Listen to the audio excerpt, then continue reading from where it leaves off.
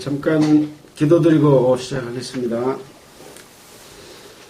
우주 만물을 창조하신 하나님 아버지께 감사를 드립니다. 또한 저희들을 예수 그리스도의 피로 말미암아 자녀로 삼아주시고 또한 우리를 영육간에 늘 축복하여 주심에 감사드립니다. 오늘 또 말씀 가운데서 하나님의 뜻을 배우고 그 뜻대로 살기를 원합니다. 성령께서 우리의 마음과 생각을 일깨우시고 능력으로 역사하여 주셔서 저희들이 주님 오실 때까지 그리스도 안에서 합당한 삶을 살 수 있도록 도와주시기를 원합니다. 처음부터 끝까지 주님 인도하여 주시옵소서. 우리를 권하여 주신 예수 그리스도 이름으로 기도드렸습니다. 아멘.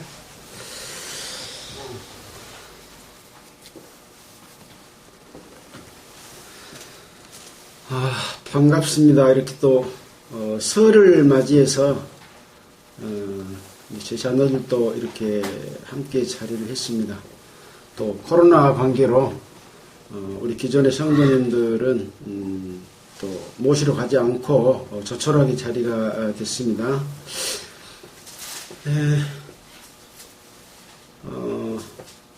우리는 그동안에 민수기를 쭉 공부를 해오고 있습니다.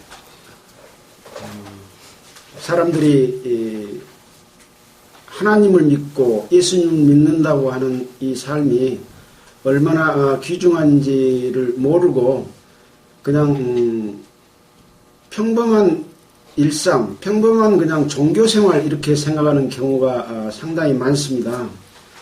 우리는 언제나 하나님의 역사하심의 그 신비 가운데서 우리에게 주어진 생명의 신비 가운데서 자연의 질서의 그 신비 가운데서 늘 하나님을 느끼고 그러한 마음과 생각과 그런 힘으로 살아간다면 우리 하나하나의 말과 행동과 우리 전체의 삶이 달라지는 삶이 되지 않을까 그렇게 생각을 해봅니다.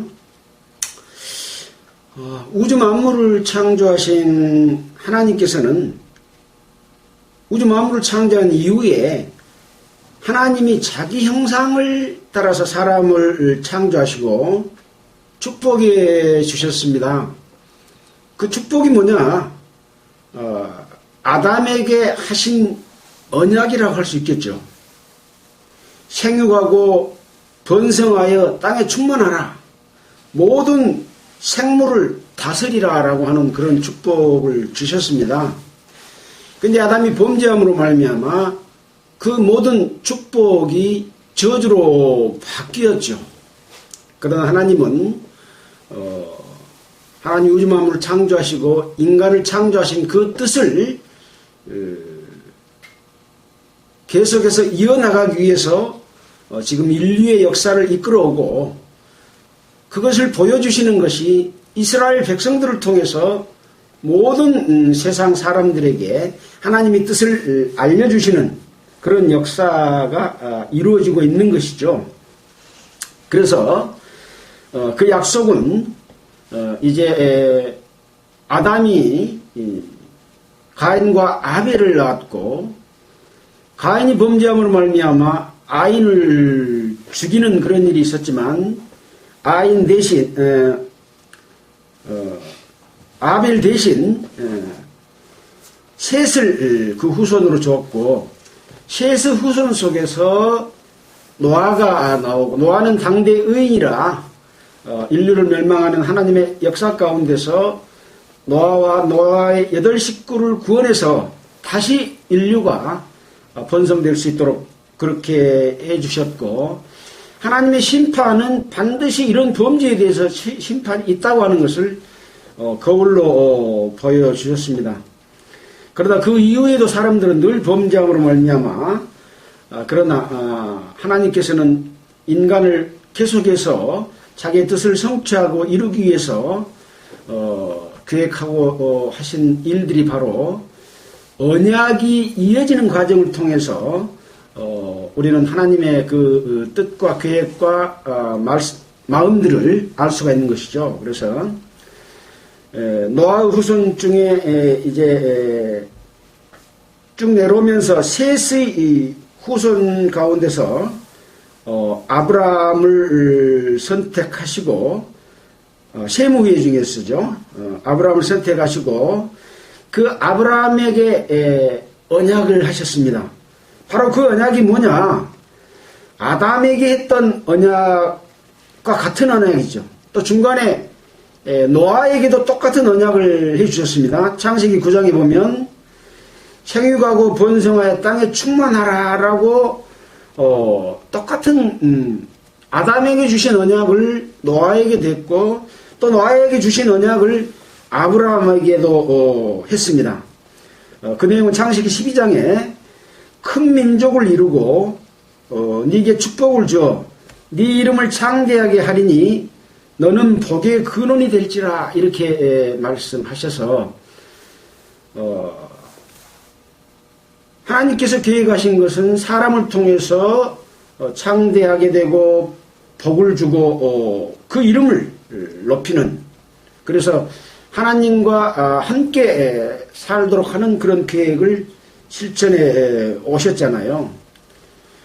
아브라함에게 이삭을 제물로 바치라고 했습니다. 과연 아브라함이 정말 하나님을 믿고 하나님을 의지하고 하나님과 함께 할 수 있느냐라는 것을 시험했을 때 아브라함은 그 하나님을 믿고 이삭을 죽여도 다시 살릴 것이다 라고 하는 것을 믿고 이삭을 드림으로 말미암아 이삭을 통해서 아브라함의 언약이 이어지게 되죠. 그래서 이삭은 아브라함의 하나님, 이삭의 하나님, 야곱의 하나님 그러잖아요. 그 약속은 다시 이제 야곱에게로 이어집니다. 야곱이 바로 이스라엘이지 않습니까?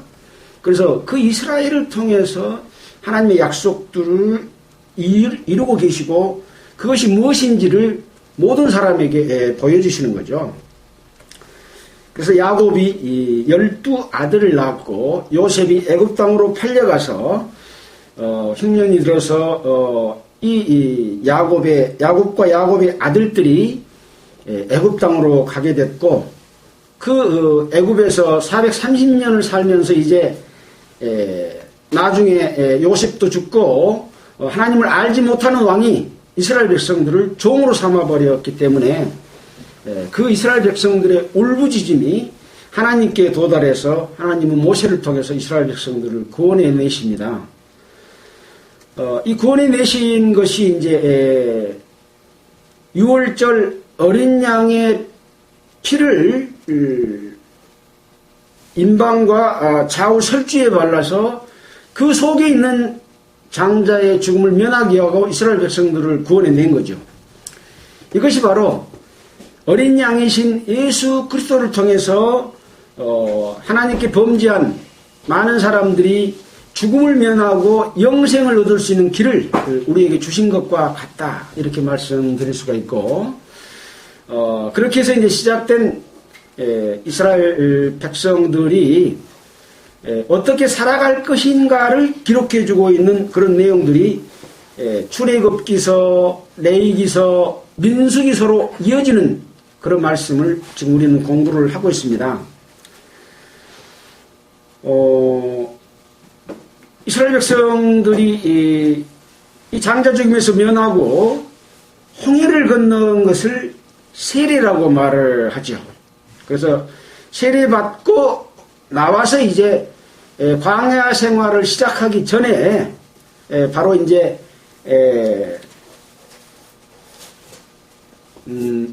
시내산에서 10계명을 비롯한 각종 계명들을 주시게 됩니다. 이 계명들은 바로 하나님이 어떻게 인간들이 하나님을 떠나서 범죄하지 않고 하나님과 함께 살 수 있는 방법을 알려주신 겁니다. 왜? 인간들은 늘 하나님을 떠나서 하나님이 자기 형상대로 만들었다고 하는 것은 자유의지와 그런 독립적인 그런 권리를 행사하기를 원하는 것을 알고 있잖아요. 그래서 그들이 하나님과 관계를 맺을 수 있는 하나님의 질서 안에서 함께 살아갈 수 있는 그것을 규율하는 것이 십계명이고 각종 규례와 제도라고 할 수 있습니다. 그래서 이 명령을 지키고 이 제도를 지키면 늘 하나님과 함께 할 수 있는 거고, 이 제도를 지키지 않으면 하나님과 함께 할 수 없다라고 하는 것이에요. 그래서 레위기서나 민수기에서 보면 나는 여호와 하나님이다, 난 스스로 있는 하나님이다, 신이다 라고 말하면서 내가 너희를 애굽 땅에서 인도하여 낸 것은 너희들과 함께하기 위해서 그랬다 라고 하는 말을 여러 번 반복을 합니다.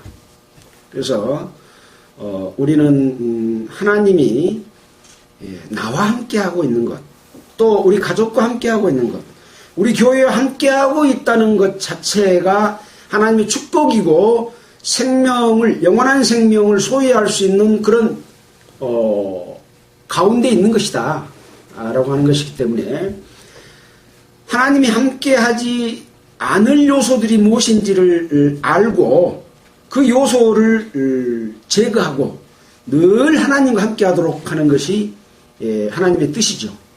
이 뜻을 레위기서의 5 제사를 통해서 낱낱이 알려주십니다.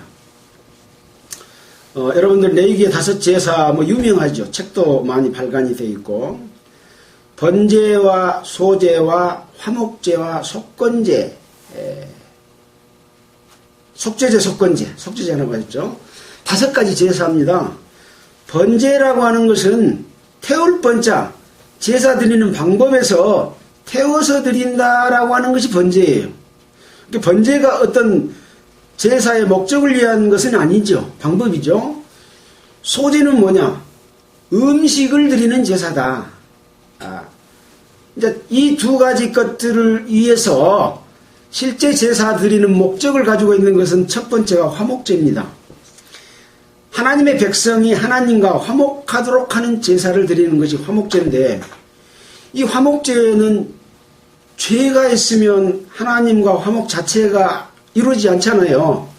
그래서 먼저 속죄제와 속건제를 드리고 그 죄가 없어지면 화목제를 드릴 수가 있도록 이 레위기서의 5 제사는 그런 방법들을 세부적으로 제시를 하고 있습니다. 여러분들이 이제 레위기서를 읽어볼 때 쭉 읽어보면서 그런 내용들이 직접 여러분들이 성령께서 일깨워 주신 대로 이것을 이해하게 되면, 아하, 이렇게 해서 이런 제사법을 주셨구나.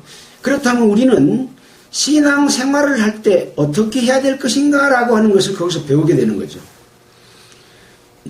레위기는 제사법을 이야기했지만 지금 현재 구원받은 하나님의 백성인 성도들은 예배를 통해서 하나님께 영광을 드립니다. 그래서 너희는 값으로 산 것이 되었은즉 그런즉 너희는 너희 몸으로 하나님께 드리라, 제물이 돼서 드리라 라고 하는 그런 말씀이 있고, 또 산제사를 예배로 이렇게 말씀드리는 부분들이 있습니다. 그래서 구약시대의 5가지 제사법은 예배법하고 같은 것이다 라고 생각했을 때 얼마나 우리의 예배가 한 가지 한 가지가 하나님이 주신 계명과 규례와 율례를 떠나지 않고 바르게 드리는 예배가 하나님께 받아들여지고, 이스라엘 백성들에게는 속죄자 속건제를 통해서 죄가 용서돼서 다시 하나님과 화목해서, 화목제사는 하나님께 감사드리는 제사가 화목제사입니다. 죄를 용서해드리는 화목제가 아닌 거죠.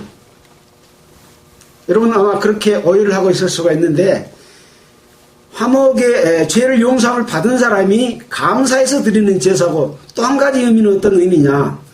서원의 의미가 있습니다. 하나님 이렇게 감사해서 나는 앞으로 이렇게 살겠습니다.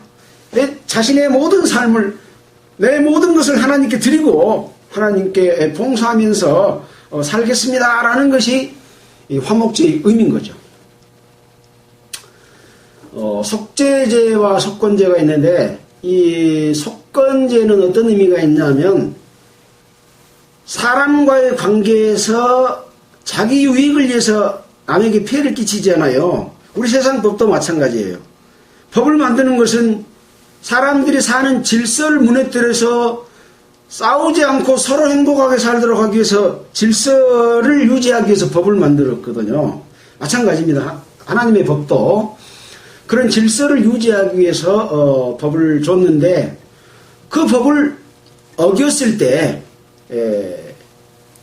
먼저 드리는 제사가 이제 사람과 관계에 드리는 제사가 속건지잖아요. 그래서 먼저는 하나님께 죄를 속하고 사람과 사람 사이에도 죄를 속함을 받아야 돼요. 그래서 피해를 끼친 것에 5분의 1을 더해서 갚고 하나님께 또 제사 드리고, 속건제는 그런 두 가지 의미가 있는 것이라고 볼 수 있죠. 자, 이렇게 해서 이제 레위기서에서 제사 방법을 제시해 주시고 이제 민수기로 넘어왔습니다. 민수기로 넘어오니까 민수기에서는 이스라엘 자손의 12지파의 숫자를 계수하라고 하고 있습니다. 12아들의 이름을 딴 그 레위지파의 숫자를 계수하는데 60만 3,550명이 계수됐어요. 근데 이들을 계수하면서 뭐라고 했냐? 이스라엘 중에 20세 이상으로 싸움에 나갈 만한 자를 그 군대대로 계수하되, 그러니까 이스라엘 백성의 숫자를 계수한 것은 뭐 하기 위해서 계수한 거예요? 싸우기 위해서. 지금 이스라엘 백성들은 지금 어디서 이 레위기와 민수기의 말씀을 주고 계십니까? 시내산에서 준 거예요. 출애굽기, 레위기, 민수기 그러면 오랜 시간이 지났을 것 같죠? 아닙니다. 홍해를 건너서 시내산에 도달해서 시내산에서 레위기 다 줬고 민수기에 지금 말씀하고 계세요. 그래서 민수기 몇 장입니까? 가서 보면 이제 출발하는 내용이 나오게 됩니다. 찾아보진 않겠습니다. 그래서 이 군대로 줬다고 하는 것은 지금 광야 생활을 시작함으로 인해서 광야에서 거주하는 가운데서 어떤 싸움, 또 가나안 땅에 들어갔을 때에 가나안 땅에 지금 원래 거주하고 있는 자들과의 싸움, 이 모든 싸울 수 있는 군대를 계수하는 거죠. 근데 이 중에서 레위지파는 군대의 숫자에다가 넣지 않았습니다. 그들은 성소를 짓고 뜯고 성소의 각종 제사의 기물과 애물들을 관리하고 제사 드리기 위해서 레위지파를 뺐습니다. 그럼 제사장은 누굽니까? 아론과 그 아들들인 거죠. 자, 그래서 민수기 3장에 보면 아론의 아들들의 이름은 장자는 나답이요, 다음은 아비우와 엘르아살과 이다말이니. 그러니까 아론의 아들은 4사람인데 그 밑에 보면 그들은 기름을 발리우고 거룩히 구별되어 제사장의 직분을 위임받은 제사장들이라 그랬습니다. 아론은 대제사장이고 그 4 아들은 제사장인 거죠. 근데 3장 4절에 나답과 아비우는 시내 광야에서 다른 불을 여호와 앞에 들이다가 여호와 앞에서 죽었고 무자하였고, 그래서 하나님이 드리는 제사 방법은 각종 기구와 물품들을 만들 때도 다 하나님이 지시해 준 대로 만들어야 되는 거예요. 다른 걸 갖다가 하나라도 섞으면 안 되는 거예요. 근데 제사를 지낼 불을 피우고 하는 이 재료를 다른 재료로 불을 피워가지고 제사장 첫째, 둘째 아들이 나답과 아비후가 죽었습니다. 이것은 지금 기독교로 말한다면 성직자들이라고 말할 수가 있겠죠. 뭐 천주교로 말하면 신부일 것이고, 장로교나 이런 각종 개신교 쪽으로 말한다면 목사나 선교사나 어떤 직체의 직분을 가진 자들이 제사장이지 않습니까? 물론 신약시대의 제사장은 베드로 전서에 나와 있는 대로 너희는 왕같은 제사장이다. 모든 사람이 제사장의 역할을 하고 있는 거죠. 왜? 복음을 전하면 그 복음을 전함으로 말미암아 다른 사람의 죄가 용서돼서 구원받게 되고, 또 그 사람이 살아가는 과정 가운데서 그렇게 살면 안 된다, 이렇게 살아야만이 하나님과 함께 할 수 있다고 알려주면 그것이 제사장의 5가지 이 레위기 제사의 직분을 행할 수 있기 때문에 제사장입니다. 그러나 여기에서 주는 특별한 의미가 무엇이겠습니까? 그런 직책을 맡은 자가 잘못했을 때 죽을 수 있다라고 하는 것을 의미한다는 거죠. 그래서 이제 실제로는 두 아들은 죽었고, 두 아들이 이 레위기서의 제사를 맡아서 하게 되고, 이제 이스라엘 백성들은 장막을 짓고 뜯어서 다시 옮겨서 또 장막을 짓고 뜯어서 다시 옮겨서 장막을 짓고 이런 일을 반복해 가면서 광야 40년을 살아갈 거거든요. 그 직분들의 일들을 레위기서에서도 설명을 해줬고, 출애굽기서에서도 설명을 해줬고, 민수기에서도 설명을 해주고 있습니다. 반복되는 내용도 많고, 또 추가되는 내용, 더 구체적인 내용도 기록이 되어 있는 거죠. 그래서 이러한 제사법들과 이스라엘 백성들이 살아가는 방법은 모두가 여호와께서 모세에게 명한 대로, 그것입니다. 여호와께서 명한 대로, 지금으로 말하면 어떤 것이겠습니까? 하나님께서 성령을 통해서 역사하신 대로. 지금은 뭐 해라라고 말해주지 않잖아요. 성령께서 우리 가운데 계셔서 다 일깨워 주시잖아요. 근데 죄를 지면 일깨워줘요, 안 줘요? 안 주죠. 그래서 하나님의 뜻대로 살지 않으면 그리스도인이 어떻게 살아야 된다고 하는 일깨움을 주지 않기 때문에 계속해서 잘못된 것을 반복하지만 내가 잘못하고 있다는 것을 양심이 깨닫지를 못하게 되는 그런 불행한 일을 겪게 된다는 내용들이 신약 성경 가운데서도 여러 군데서 볼 수 있고 구약 성경에서도 볼 수 있는 거죠.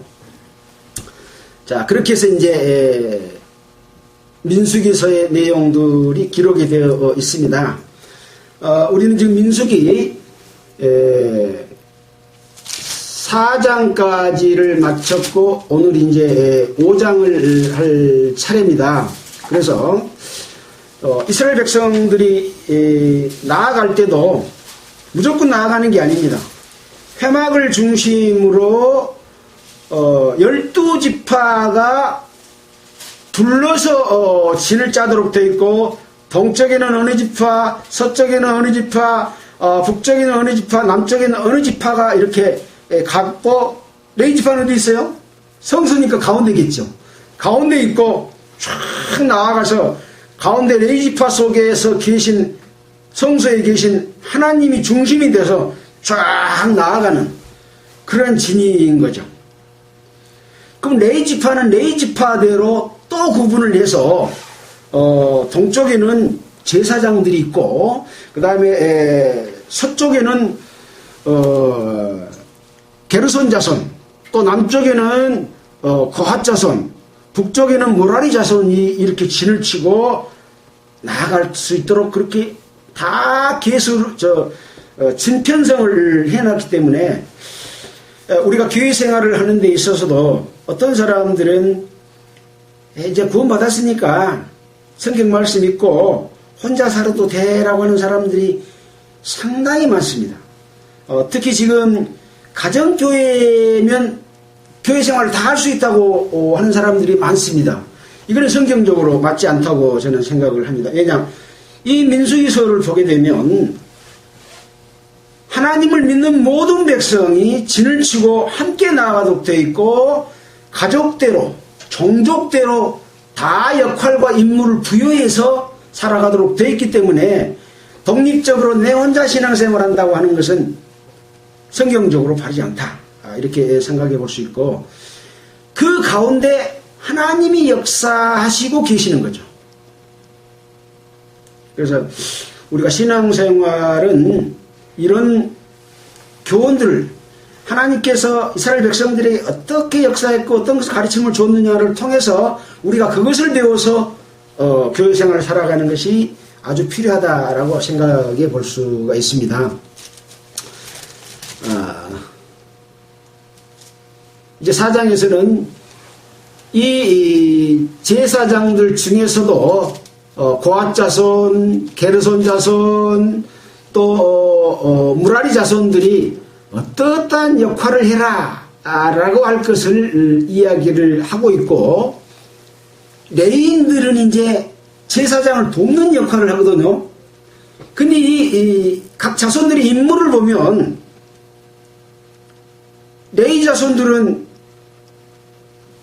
하나님의 백성 중에서도 제사의 직분을 돕는 자손으로 군대도 개수하지 않고 일을 하도록 해줬는데, 제사장들은 성소에 있는 거룩한 성물들을, 지성물들을 볼 수도 있고 만질 수도 있지만 레위 자손은 볼 수도 없고 만질 수도 없어요.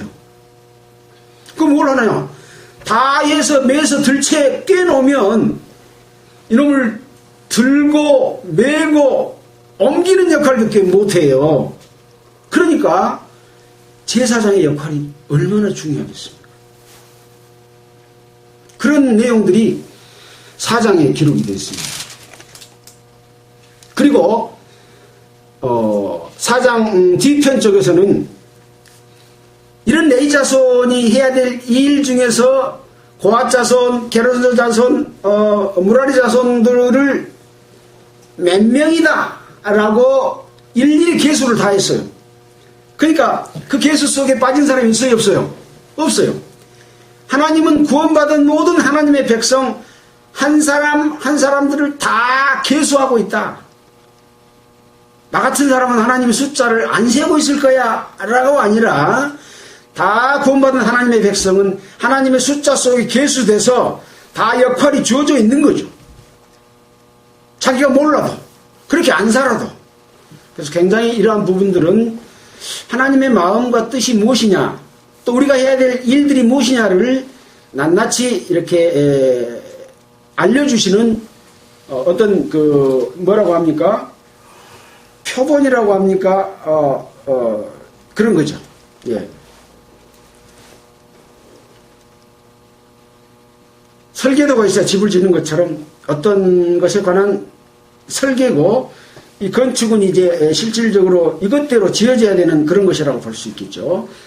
만약에 구약성경에 이런 것들은 설계도라고 한다면 신약시대의 교회는 실질적인 건물이라고 할 수 있는 거죠. 이건 알려주기 위한 그림자 같은 것이니까요. 자, 오늘 이제 5장에서는 부정한 사람의 처리가 나옵니다. 이스라엘 백성들의 진이 편성됐고 레위 자손의 진까지 편성돼서 레위 자손 중심으로 다른 12지파가 뺑 둘러서서 나아가고, 구름이 햇빛이 나면 구름이 뜨면은 옮겼다가 구름이 멈추면 다시 진을 그 자리에 멈춰서 치고, 이렇게 반복해서 가는데 그 속에 부정한 사람이 있으면 되겠어요, 안 되겠어요? 안 되죠. 그래서 부정한 사람을 어떻게 처리해라 라는 내용을 기록하고 있습니다. 물론 제사법에서도 그걸 다 기록해 놓고 있습니다. 근데 이러한 스타일의 성경 전개는 출애굽기서도 그렇게 전개되어 있고 레위기서도 그렇게 전개되어 있고, 다 만들면 제사장을 어떻게 세울 것인가, 제사장의 임무는 무엇인가, 그 다음에는 죄진 사람을 어떻게 처리할 것인가, 부정한 것은 뭐이고 정한 것은 뭐이고 정결케 하는 방법은 뭐고, 다 레위기가 그렇게 기록이 되어 있습니다. 민수기도도 지금 그런 흐름으로 나가고 있는 거죠. 네. 자, 오늘은 부정한 사람의 처리 그 이후의 내용들을 살펴보도록 하겠습니다.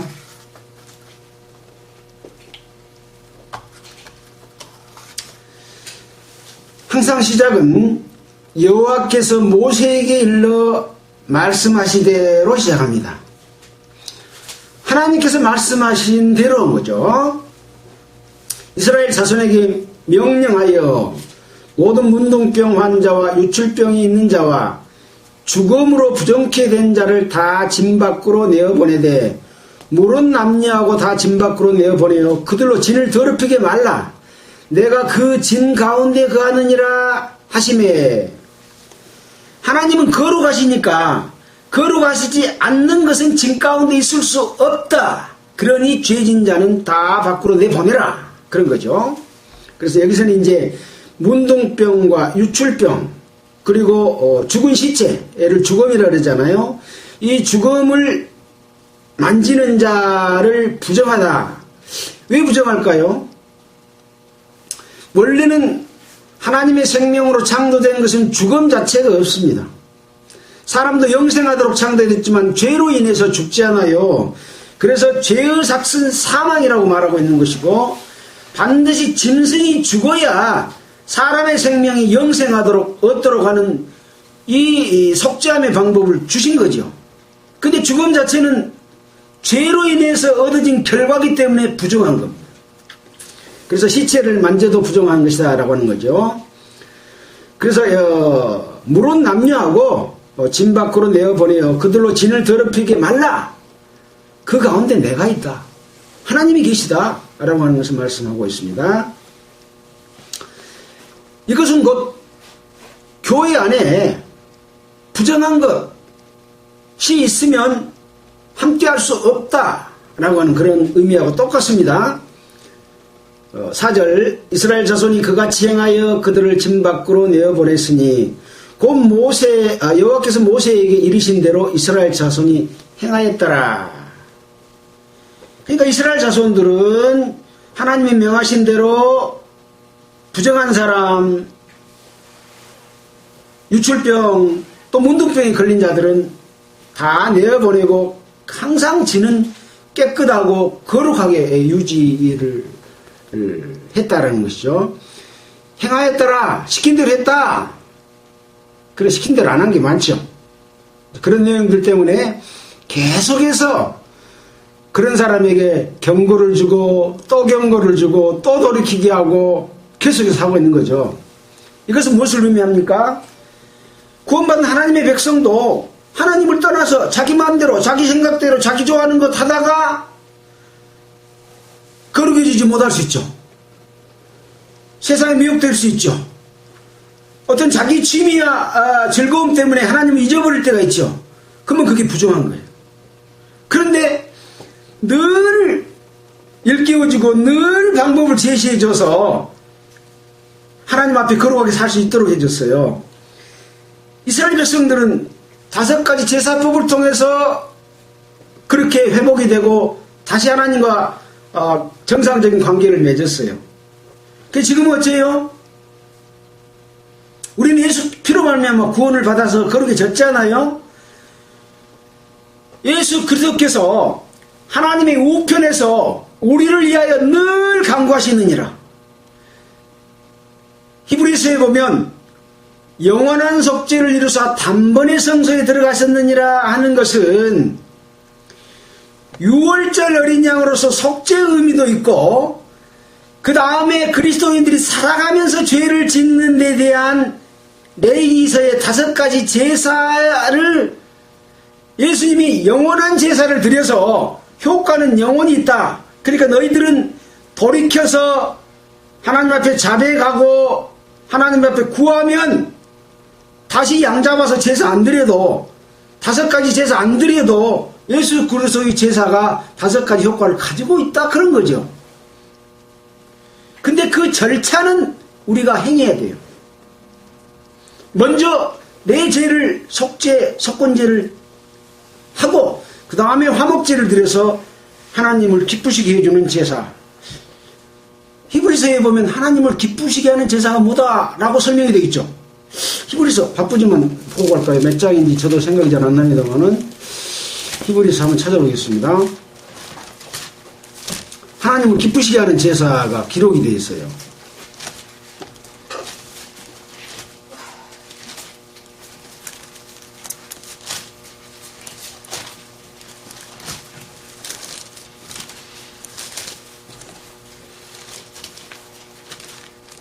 히브리 13장입니다. 하나님이 기뻐하시는 제사라고 제목이 붙여져 있습니다. 형제 사랑하기를 교속하고 손님 대접하기 잊지 말라. 이로써 부주 중에 천사들에게 대접하는 이들이 있었느니라. 자기도 함께 갇힌 것 같이 갇힌 자를 생각하고 자기도 몸을 가졌으니 학대받는 자를 생각하라. 모든 사람이 혼인을 귀히 여기고 침소를 더럽히지 않게라. 음행하는 자들과 가늠하는 자들은 하나님이 심판하시리라. 돈을 사랑치 말고 있는 바를 족한 줄로 알라. 그가 친히 말씀하시기를 내가 과연 너희를 버리지 아니하고 과연 너희를 떠나지 아니하리라 하셨느니라. 7절에 하나님의 말씀을 너희에게 이루고 너희를 인도하던 자들을 생각하며 저희 행실의 종말을 주의하여 보고 저희 믿음을 본받으라. 예수 그리스도는 어제나 오늘이나 영원토록 동일하시니라. 그러니까 하나님의 말씀을 너희에게 가르쳐주고 너희를 인도하던 자를 생각하며 저희 행실의 종말을 주의하고 하여 보고 저희의 믿음을 본받으라. 말은 제대로 하는데 행동은 제대로 하지 않으면 본받지 말아라 라고 하는 말씀을 했죠. 그러나 예수 그리스도는 똑같다, 동일하다. 여러가지 다른 교훈에 끌리지 말라. 마음은 은혜로서 굳게 함이 아름답고 식물로서 할 것이 아니니 식물로 말미암아 행한 자는 유익을 얻지 못하느니라. 예수 그리스도로 말미암아 그것을 먹고 사는 수단으로 삼는 것을 식물이라고 말합니다. 레위의 제사장들도 반드시 먹을 수 있는 것과 먹을 수 없는 것을 구별해 줬습니다. 흔든 요제와 든 것, 이 두 가지 것 외에는 먹을 수 없도록 그렇게 해줬잖아요.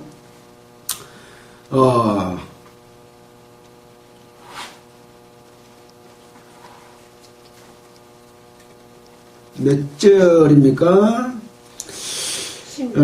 16절 볼까요?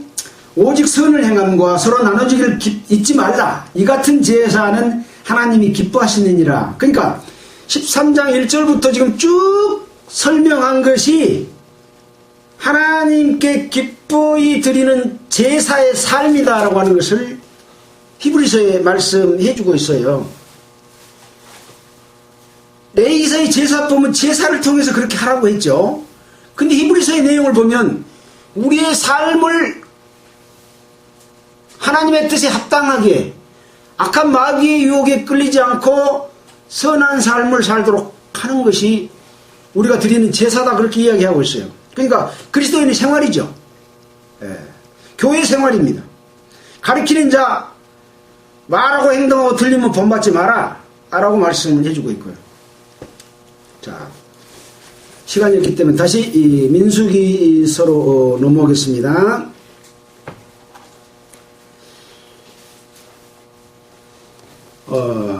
5절입니다. 여호와께서 또 모세에게 일러 가라사대 이스라엘 자손에게 일어나 남자나 여자나 사람들이 범하는 죄를 범하여 여호와께 패해가여 그 몸에 죄를 지었거든 그 지은 죄를 자복하고 그 죄값을 온전히 갚되 5분의 1을 더하여 그가 죄를 얻었은즉 그 번주에게 돌려줄 것이요. 여기서 번주는 뭐냐면 죄를 범할 때 어떤 사람에게 죄를 범했을 때 그 원래의 주인 밑번자 임금주자에서 원래의 소유자 원주인 그런 뜻입니다. 번주에게 5분의 1을 보태서 돌려줘라. 그래서 그 사람과의 관계를 풀어라. 그런 얘기죠. 만일 죄값을 받을 만한 친족이 없거든 그 죄값을 여호와께 드려 제사장으로 돌릴 것이니 이는 그를 위하여 속죄할 속죄의 수양 외에 돌릴 것이니라. 속죄제물은 속죄제물대로 드리고 그 번주에게 돌려줄 것은 하나님 앞에 드려서 제사장에게 줘라. 그건 제사장 몫이다. 그러나 그 번주의 자손들이나 그것을 받을 만한 사람이 있으면 그 사람에게 갚아라. 그런 내용이죠. 9절입니다. 이스라엘 자손의 거제로 제사장에게 가져오는 모든 성물은 그의 것이 될 것이라. 각 사람의 구별한 물건은 그의 것이 되나니 누구든지 제사장에게 주는 것은 그의 것이 되느니라. 그래서 제사장들이나 레위지파 사람들에게는 어떤 땅을 나눠줄 때도 주지 않고 제사 드리면서 살 수 있도록 그렇게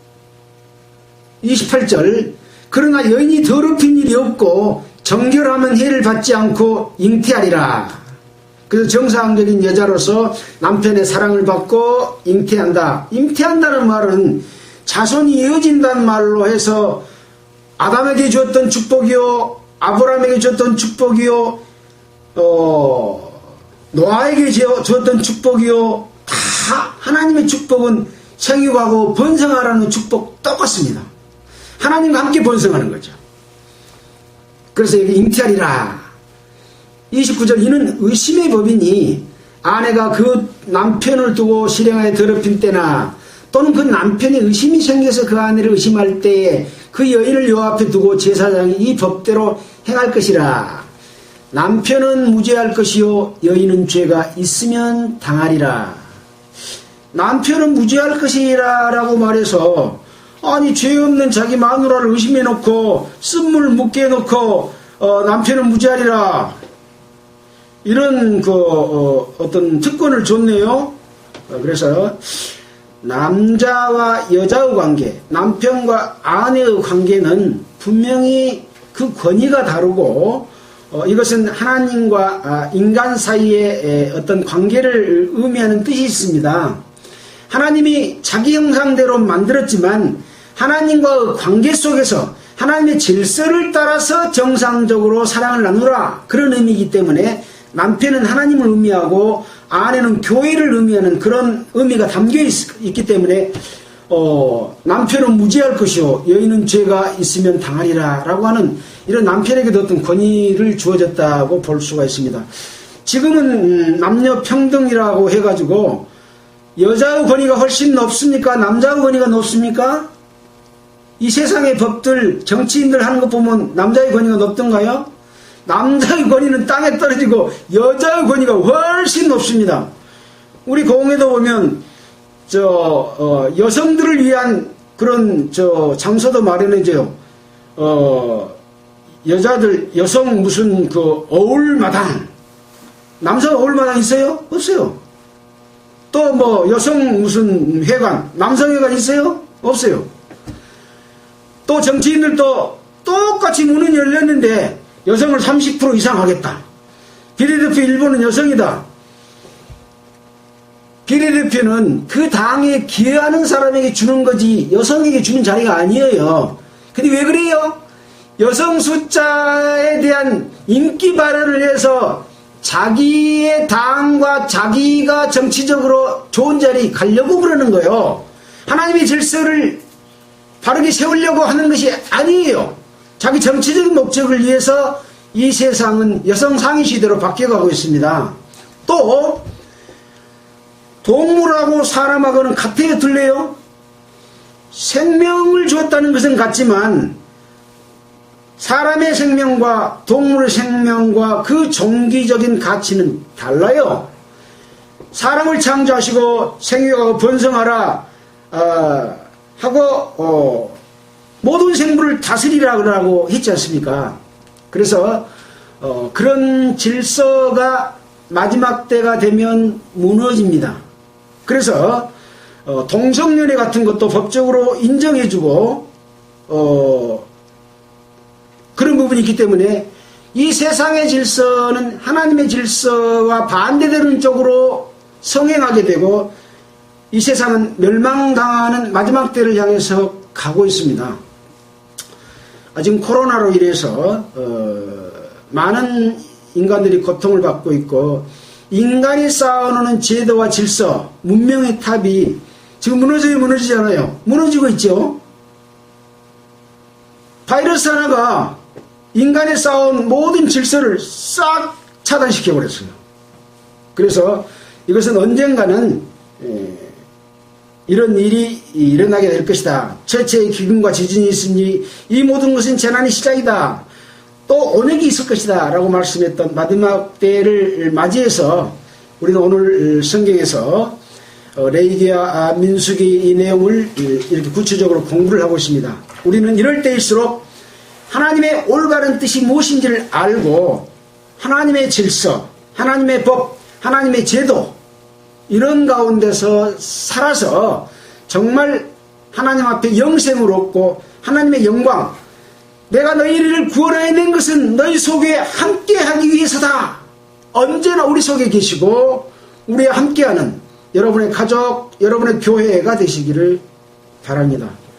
기도드리겠습니다. 하나님 아버지, 참으로 감사를 드립니다. 우리는 성경 말씀을 통해서 하나님의 역사, 인류의 역사, 이스라엘의 역사를 통해서 하나님의 뜻을 이해하게 됩니다. 성령으로 일깨워 주셔서 감사를 드리고 이 말씀을 배우고 또 여러분 스스로가 그것의 말씀을 터득할 수 있도록 일깨워 주시기를 바라고, 주님 올 때까지 거룩한 삶을 통해서 주님께 함께 살 수 있는 그러한 영생을 얻도록 주님 도와주시기를 원합니다. 이 모든 말씀을 우리를 권해주신 예수 그리스도 이름으로 기도드렸습니다. 아멘.